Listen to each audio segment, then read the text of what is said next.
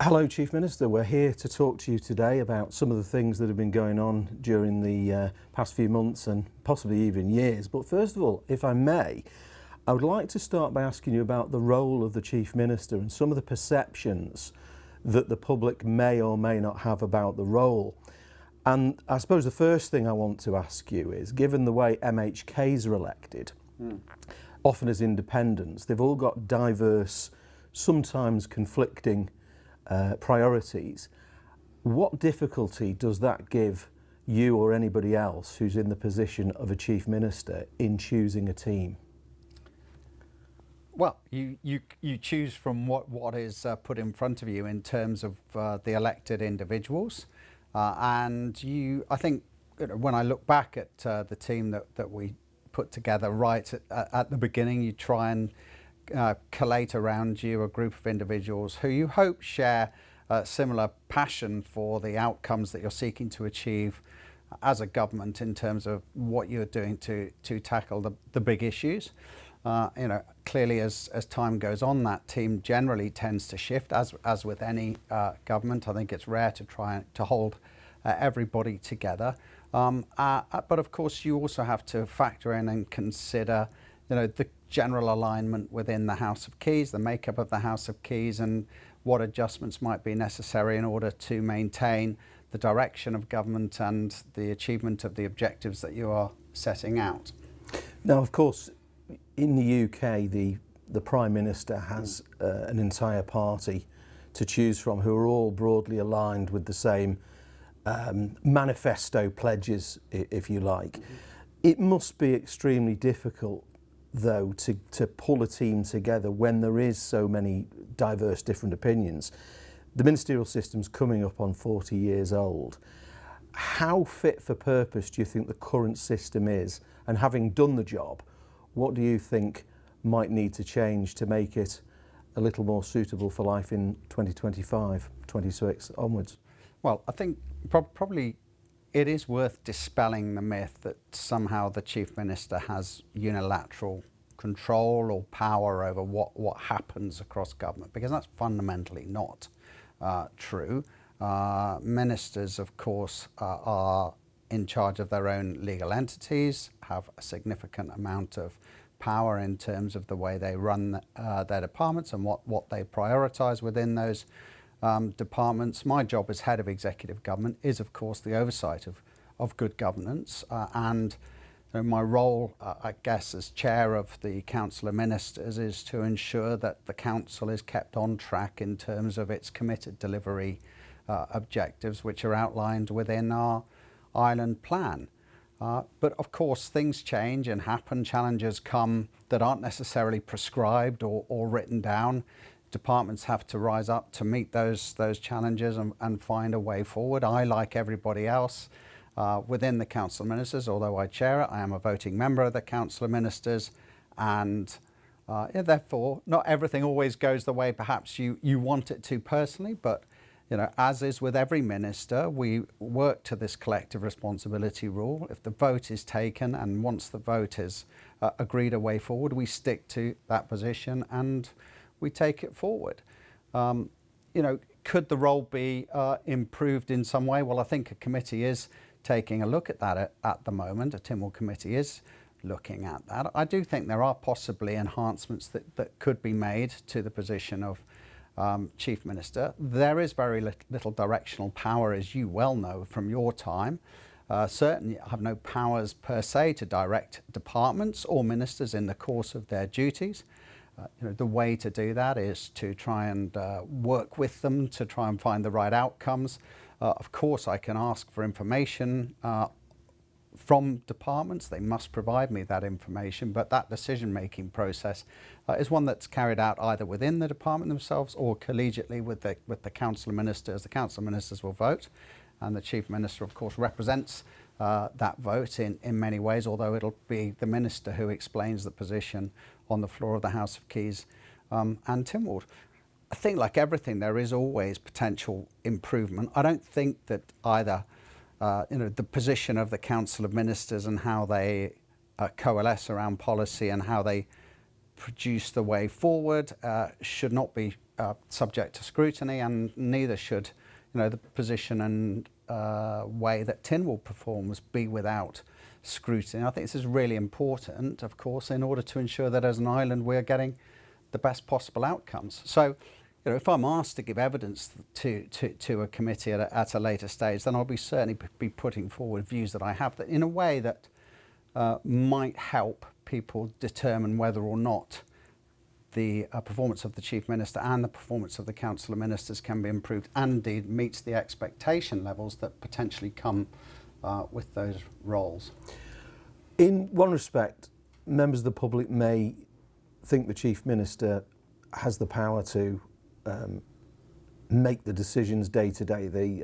As I said, they see the likes of Keir Starmer, or even further afield, the likes of Donald Trump, who has said he's going to do X, Y, Z. He goes in and does it. That obviously is very different for the Chief Minister of the Isle of Man. So in one respect, you have the public demanding that you take action, and then you would have the other side of the argument saying, well, hang on, this is, we don't want a dictator who can just unilaterally make decisions. So how difficult is it for the post holder when they are seen as the figurehead at the top of this organisation, when a minister or department comes forward with schemes that you may think, as the post holder, are totally unacceptable, but you're also bound by collective responsibility? How difficult is that? Well, I think, to be fair, I mean, this is not an uncommon practice within a democracy in terms of the position of the elected leader and how it applies. In fact, if you read Boris Johnson's autobiography, he in fact says in that autobiography that he felt he had more power as Mayor of London than he did as Prime Minister of the United Kingdom. And the role that as it currently stands is really about trying to coalesce and lead government to deliver on the objectives, to hold people to account in the sense that absolutely, I have the ultimate sanction to hire and to fire ministers should I feel that actually their performance is not in line with expectations. But that's a nuclear option, isn't it? I mean, you can't sort of fire a minister every time you disagree. Well, yeah, absolutely. I mean, and, I, of course, have to make political judgments. And there is a certain element in our political makeup where, in order to try and make progress, sometimes you have to make concessions. So, sometimes I lose arguments and, I accept I've lost that argument, or sometimes I vote for things, of course, in council in order to try and achieve, even though I might disagree with some parts of it, in order to try and achieve the progress that we need. But yeah, ultimately, if you're driving at that sort of point, do I have a sort of unilateral control mechanism? I don't. Neither do I have the power to issue directives. There is actually one power, I think, as far as I know, that I may direct the Public Services Commission. I haven't chosen to use that power. But otherwise, I will work, of course, with the Chief Executive Officer, and I will work with my colleagues in the Council of Ministers to ensure and to try to ensure that we are delivering on the objectives we sent out in the Island Plan. And where, as I said, things diverse from that, and that may be either by events or by motions in Tynwald or whatever, that we are trying to seek, as council, a collective responsibility centred around the voting that takes place within the chamber, within the council chamber, and of course reflect a united position, to our colleagues in the House of Keys and in Tynwald, and indeed to the public. And of course, without that, then arguably government would be potentially perceived as incredibly weak, which in itself may cause problems for us as an island. So it's the system that we work with, and can there be improvements? I'm sure there can. I think people do need to take objective views about performance in terms of how roles and responsibilities are given. And of course, there could be an argument to enhance the position of the elected head if the expectation level is that elected head should have more responsibility or power to go alongside the accountability that is being given. So I have a lot of accountability how that translates in terms of actual responsibility when it comes to designating courses of direction, of course, doesn't necessarily align, but I absolutely have a responsibility as head of the government for overall performance.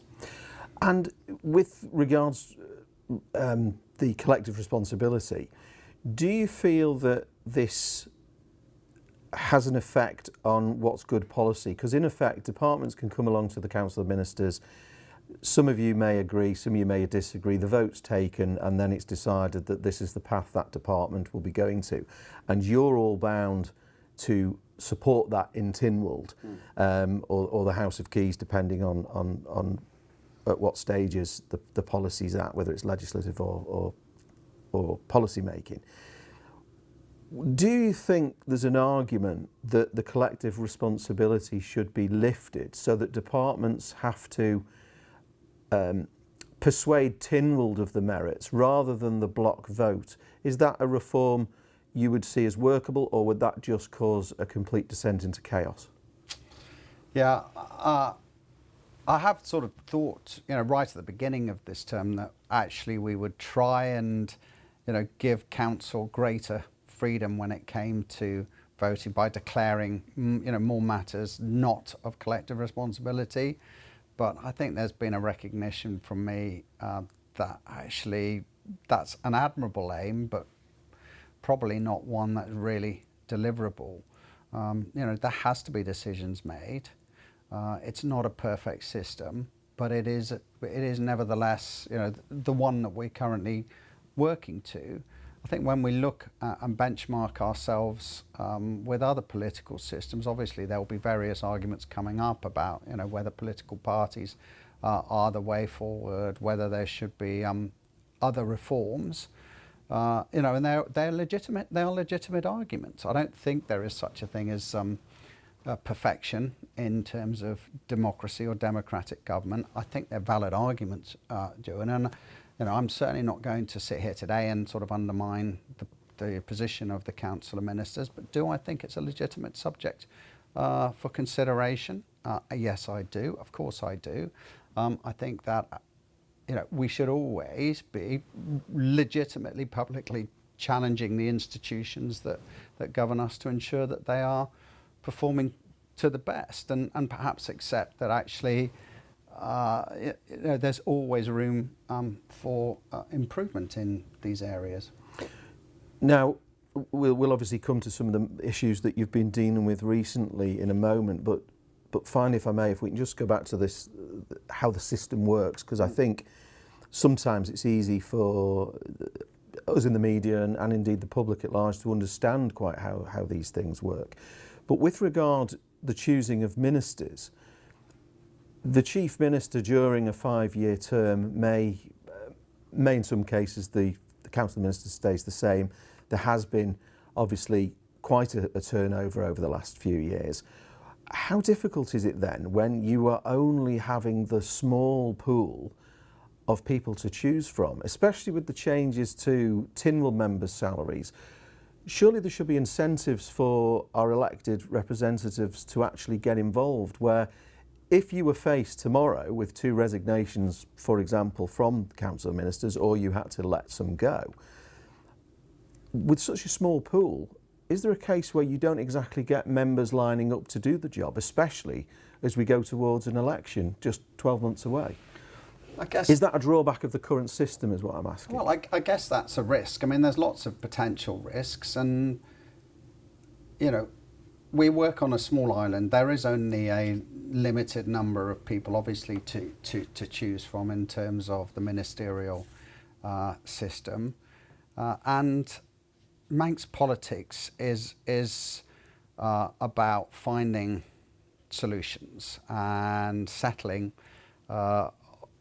in such a way so that you try and find a position which you can all move forward on. And of course, within that sort of Council of Ministers situation, that means votes take place, and you are faced then with either continuing to support that vote or resigning if you disagree. And that's fundamentally the clear position that's laid out in the Ministerial Code.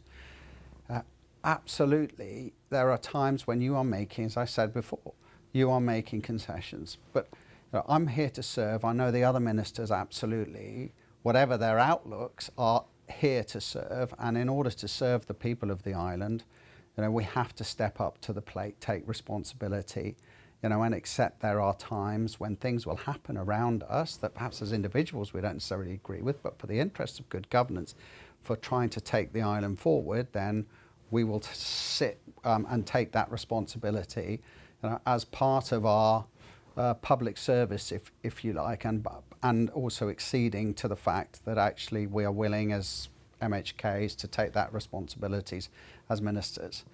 So it is, I don't think, from a personal perspective, and I'm sure other ministers feel the same, at times, of course, there is an element of frustration within you. Because as I say, we are a collective group with many with different views. We don't all get elected on the same manifesto, as you know, and that's why I'm sure there'll be debates about party systems and all the rest of it. But we do work together as hard as we possibly can to try and find an agreeable way to move forward. And of course, we make concessions and we accept things work against us, but at the same by the same token, we're obviously all united in trying to do the best for the island in the longer term. Let's come to some of the things that you've been having to deal with over recent times. There's been some quite high-profile subjects that have made the headlines over recent months and years. I think we'll start with something that's more recent to that, and that was the minimum wage debate. Mm-hmm. That appears to have had quite a backlash from businesses, and a subject like that, there's always going to be the for and against. How did you, as the Council of Ministers and you as the Chief Minister, arrive at this policy to be taken to Tynwald? Because it's obviously been met with quite fierce opposition from businesses and indeed from some employee representatives. Yeah, sure. So, I think absolutely you need to take this right back to the very beginning of this policy, which came out of the Poverty Committee in the summer of 2021, and a Poverty Committee recommendation that the living wage should be paid to all workers. And that was adopted at the time by the previous Tynwald, but remained in force, and indeed has subsequently been endorsed by this Tynwald. And as a government, we have respected the wishes of Tynwald, and we've set that as a policy objective. And I think actually when I reflect, I think the ambitions clearly of a poverty committee seeking to improve the lives of those who are least well off in society is absolutely an admirable one, and indeed one as an ambition that can be supported. I think the problem has come now in a period of significant inflation and a lot of other pricing issues that have affected us as a society, and one therefore that has resulted in minimum wages rising over 60% in quite a short space of time, a five-year period. And you put that into context around other price increases and pressures on people, and obviously we've seen the spikes on energy, but food, for example, it's hard to find an actual specific figure, but estimates are sort of 25 to 30% increases on food, so 60% on minimum wages, 25 to 30% on food. Many people sort of in the middle have not had pay rises to sort of reflect that type of increase, so are quite squeezed at the moment. And you can see how the pressure is really coming on our business owners, particularly our small to medium-sized enterprise, and particularly in sectors like care, and particularly in sectors like hospitality. So as a government, we've taken forward this Tynwald policy in good faith. All of us clearly want to represent the best interests for those in society who are potentially at most risk of being exploited. But I accept there are problems facing us, and I accept that economic conditions are incredibly tough, and therefore, having now gone through the latest phase and reached a position which, by the way, is not the position that would reflect the living wage in its entirety, some £3 or so less than that position. I think now there is a point where we have to now look really to the budget to provide the answers to ensure that the economy does not contract significantly due to these cost pressures that are being applied to business. And one can see the impacts of that when you look back at some of those figures I just talked about in terms of price rises and inflation and what that will mean.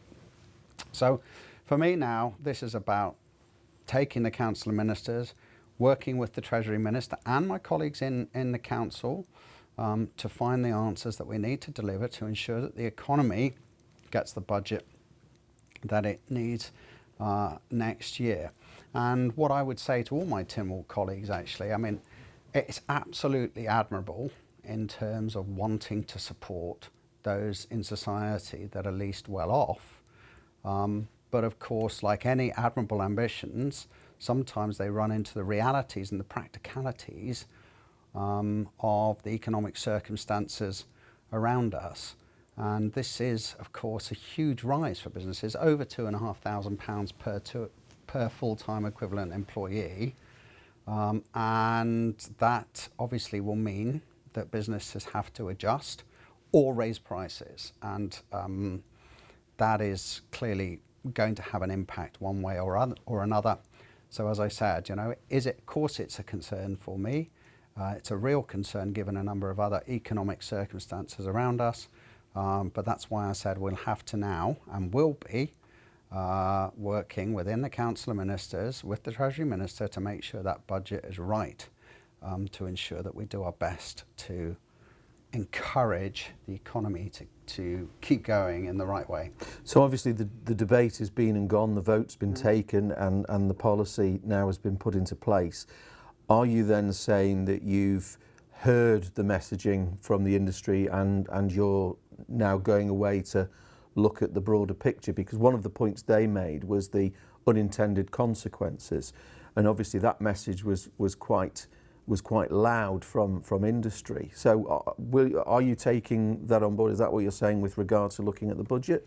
What will be happening in the coming months to assist those businesses? Is there any ideas on the floor yet? So I'm not going to preempt the budget, nor am I going to put anybody in any more of a difficult position than we all recognise that we are facing. I think we have to react in the right way, and that really is fundamentally ensuring that the budget is geared correctly. Some members are calling for direct support into business. Now, from a personal perspective, I'm very wary of that, and in fact, I would just question the whole policy ethos. If, in fact, Tynwald is supporting a policy that means that obviously there was potential impacts on the taxpayer anyway in terms of cost increases and possibly some threats to business and jobs. But if people are paying higher prices, we're also asking the taxpayers to subsidise businesses as well. I don't think businesses want that. It's really not a healthy position for us to be in.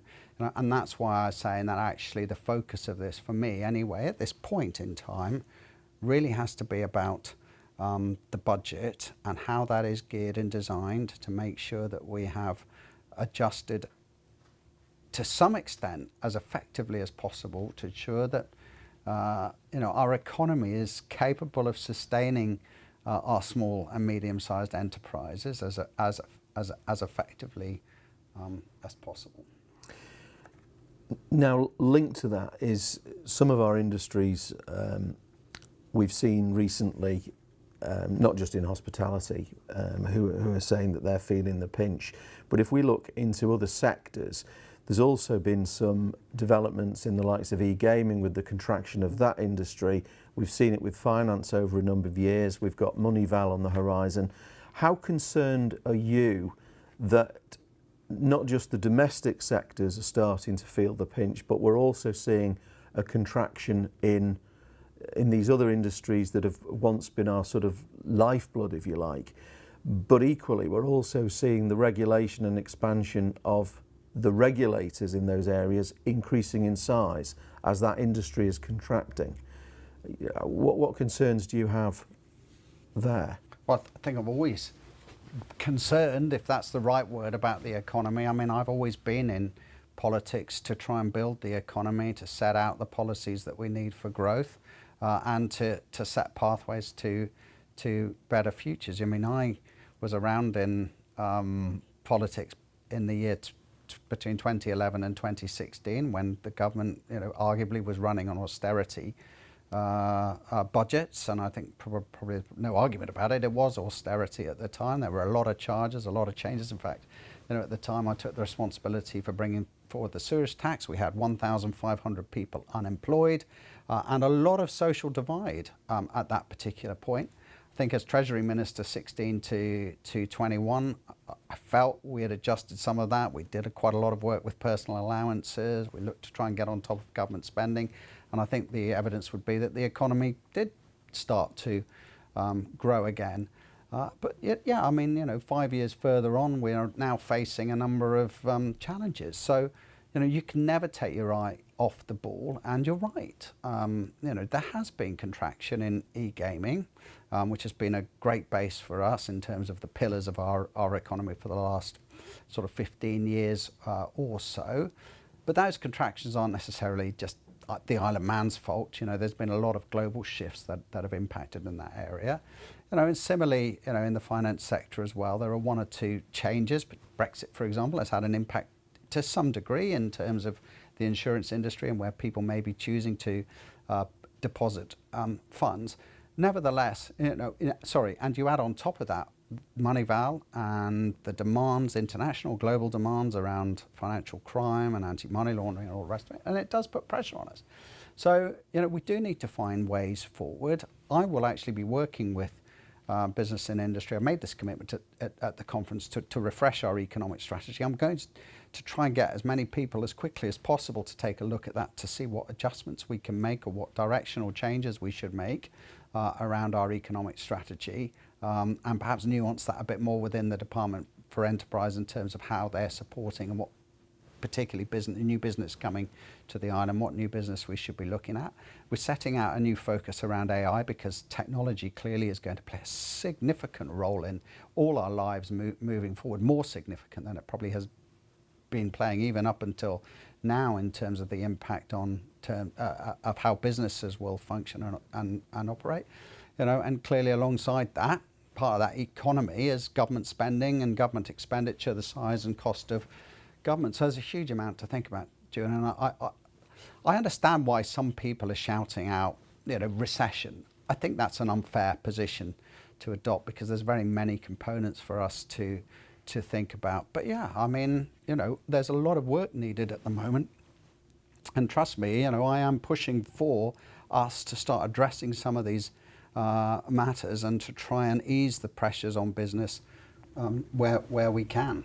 How concerned are you, though, about the size of the public sector in this? You talk about some of the departments, the likes of DFE. We've seen a huge increase in those departments with the addition of the agencies, for example. They've created pseudo departments within departments, but we're seeing industry struggling even more and more. How confident are you that this expansion has actually delivered?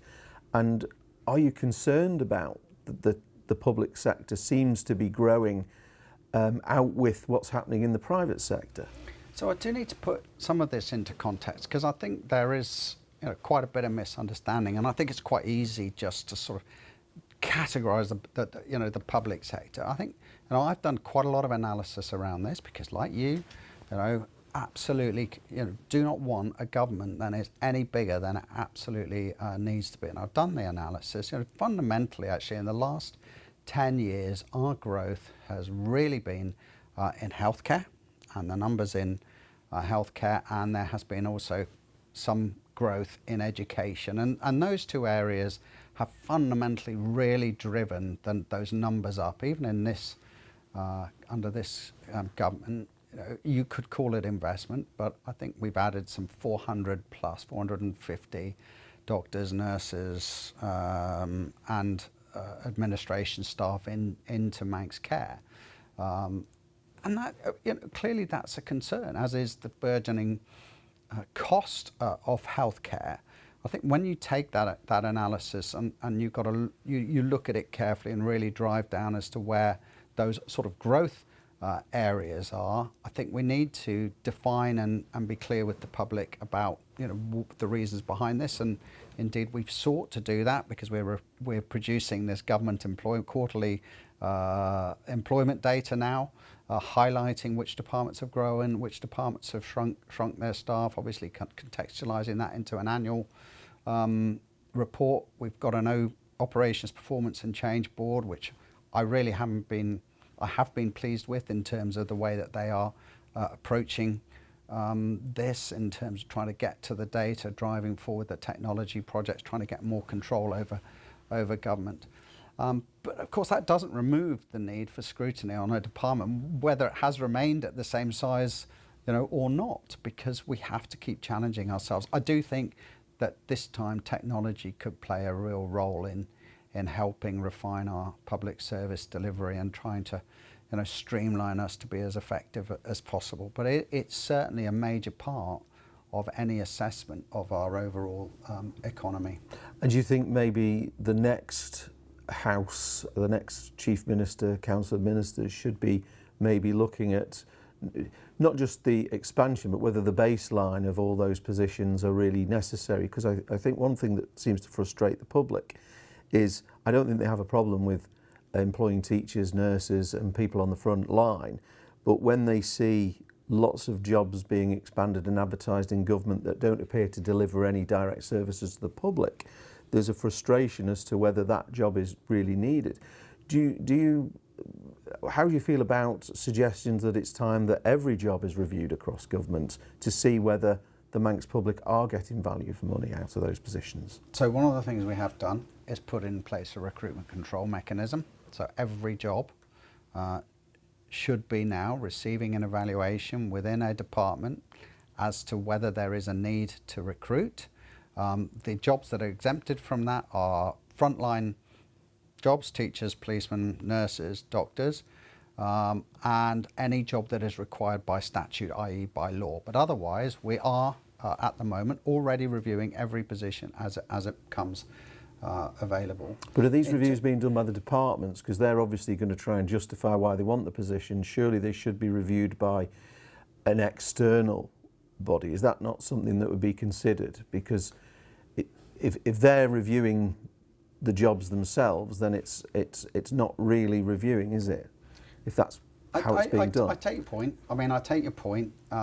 It would slow government down massively, if everything had to go to an external body, and then there would be lots of toing and froing and lots of questions. I think actually having made a step forward, and I think it is a positive step to try and control this, and align that with an employment report that has been published quarterly and shows clearly which departments have hired staff over and above the positions that they were and where they indeed have decreased staff. I think what we have done is got ourselves into a position where justifiably questions can be put to ministers now, who ultimately are accountable for this, as to why, for example, staff have been hired. Again, though, I think if you look at those figures and analyse them, for example, it was 17 police officers in the last report that that primarily drove the numbers upwards at that time. And as I say, over the 4 or 5 year period, it's fundamentally healthcare where we've seen the bulk of those increases. But as you say, we need to continue to drive forward. And one of the key questions that I put to the Operations Performance and Change Board is, when we're talking and delivering these figures to the public about the savings, how we're actually contextualising that and giving evidence to that, and of course what the responsibility will be on departments when we bring forward initiatives like digitising, for example, driving licences, what that means in terms of their efficiency drive within the department. So absolutely there are ways to do this, and indeed you could take an Elon Musk style chainsaw, Doge, to it. Where do I we are we're trying to do this on, in a more refined basis.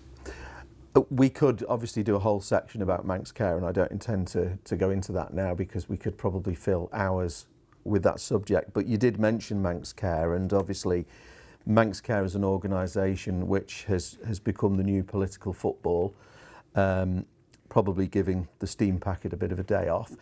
But in terms of Manx care, it has had quite a frosty relationship between that organisation and indeed the department and Tynwald as a whole.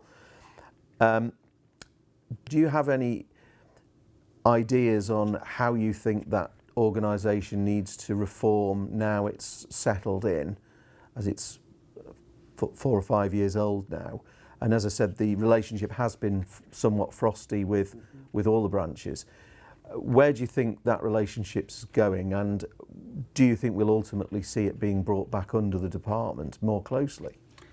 Good question. And again, one I think that many of us have felt needs addressing, and we do need to take a long, hard look at what Manx care is delivering for us, and how it is most effectively governed and accountable to the public and to Tynwald. That's why we've done a governance review over the summer. The Minister is currently overseeing that in terms of waiting for the report that has been commissioned. And I expect that certainly before the end of December we will be seeing that report in the public domain, and I think we'll be making judgments as to how things can be improved in that respect. I think there is an issue between how Manx care works and its public accountability, particularly on the floor of Tynwald, and ultimately, of course, we absolutely are concerned about delivery, GP appointments, operations that are being delivered, but also no one will not recognise the fact that healthcare spending has literally gone through the roof, and the pressures therefore on the Manx government's budget, on the island's economic budget, is significant, and that growth and seemingly inability to get control of it remains a significant concern for all of us, and we're going to continue to work properly to try and address that. Okay, I know we're sort of limited at time, so I'll just come to a few headline topics that have been making the news over the past, and we'll just briefly touch on them if we may. Should we maybe start with the gas exploration? That obviously at the moment has all sort of come to a bit of a halt. Mm-hmm. Where do you see the future for the island with regard exploration for gas? Well, it has come to a halt now. Tynwald was clear a few years ago that it was only prepared to commit to seeing this current licence or last licence through to its completion, and no new licences should be issued. I am well aware of the debates that continue around this. I am well aware that there are people on the outside, if you like, who believe that this field can be explored and potentially exploited, and that will be in the interests of the island. I do think that if that is the case, then that will be a matter for candidates at the next election. I think it's probably too late. I know Chris Thomas has a motion down, but I don't think it's practical for at this stage for this Tynwald to start reversing its position, particularly as Orsted are going through their planning application. But if you're asking me where do I see the future, I think that absolutely, it will be a discussion point. And there is so much going on around us in terms of the UK's positioning when it comes to offshore wind, as well as the Orsted application that is currently in train. But people will want to know how a future government and what a future government is potentially prepared to do in these circumstances. And I guess that the bottom line is, it would be up to the next government to determine whether or not some form of expressions of interest were issued and a fresh appraisal made from potentially interested companies as to what they think is necessary in order to go about it. But as I say, I think this will be decided and determined via the ballot box, and I guess people deciding from candidates whether they are satisfied with their explanations around this. And in terms of one of the other subjects that came up with these proposed levies, we heard from Treasury with proposals for a health levy. They'd changed the income tax system. Then was the tourism levy was mooted. And then, of course, recently, and certainly in one of our interviews, Dr. Allinson talked about progressive tax systems.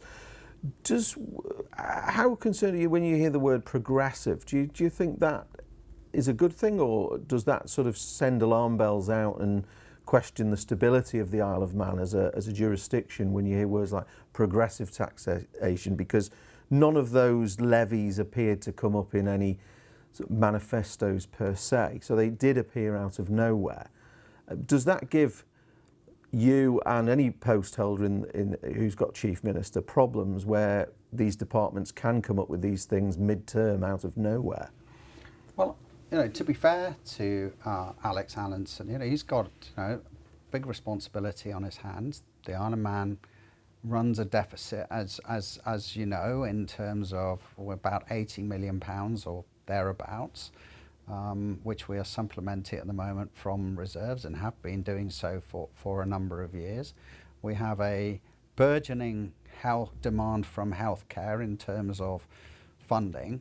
So I do think it is right that a Treasury Minister ought to be able to explore how they might, or how the island and our taxpayers might fund future spending, should it be so needed. And I don't think we should necessarily boo-hoo or sneer at the fact that anybody is trying to explore that. Alex Allinson has made the right decision, in my view, by saying that the healthcare levy is not fit for purpose and we're not going to progress with it. And therefore, we move on to look at other solutions when it comes to healthcare funding. And something is going to have to be done in that area, Ewan. Whatever your views on whether it's taxation or payments or whatever, from individuals, something is going to have to happen, in my view, if healthcare is going to continue to grow at the rate it is growing. It's a significant challenge, not just for us, for other governments elsewhere. So I wouldn't necessarily categorise or prevent any Treasury Minister from doing exploratory work with people, consulting with people, around these areas. I guess we all have different views about taxation. There was obviously a rise in taxation during this government, and that was needed directly to try and balance out that healthcare need. I think we have gone some way to trying to lower the temperature in that respect in last year's budget. And as I said, this year's budget is going to be very important in terms of relieving some of the other pressures that we've seen now around the minimum wage. So, there is a lot to think about, and there is a lot to do and to discuss. And I don't think this challenge of solving the Isle of Man's public financing is one that's going to necessarily go away with great ease, because it does need a lot of considered thinking. So your current tenure is coming to an end in less than 12 months' time now. Yeah. When you look back at your term as Chief Minister, what do you think has been your greatest sort of achievements and your greatest challenges that you've felt in the job?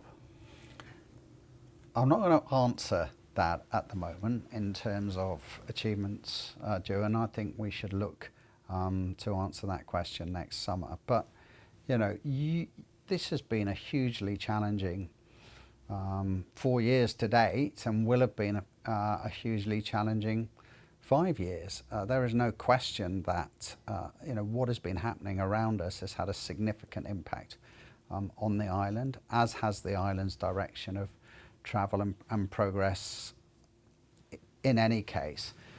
So we've gone through huge cost of living crises, we've gone through energy crises, we're battling healthcare funding crises, inverted commas.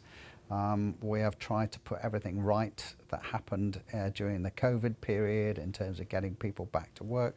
We've set out an ambitious economic programme, we've bought new ships, we've had to resolve issues at the airport, and we've had to keep delivering our public services. We've had immigration challenges, and I think we've taken a huge numbers of steps to deal with those challenges, to ensure that the island is safe and secure, to react in the right ways and to set the pace in others.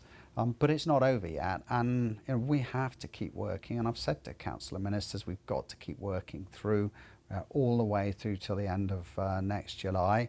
And again, ministers, obviously at that point will be free to go and say what they want and do what they want and reflect themselves on the positions that they've taken, and I'm sure that those who will be standing again will be setting out clearly how they think government can improve moving forward, and where they think we've, not necessarily made the right decisions. But yeah, do I think actually, have we dealt with everything? I'm sure not perfectly, but in many ways, and when you look at the island, you have to be more optimistic about our position when you benchmark us with everything that's going on elsewhere in the world. And I think we have to retain a sense of optimism, and there are good things happening on the island at the moment that we can point to.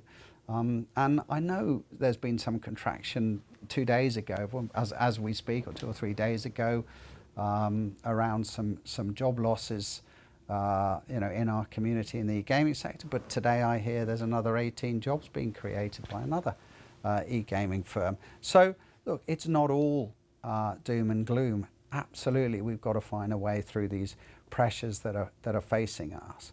But we're safe, we're secure, we're providing public services. Yes, they need improvement, absolutely, in some area, but they're still performing well.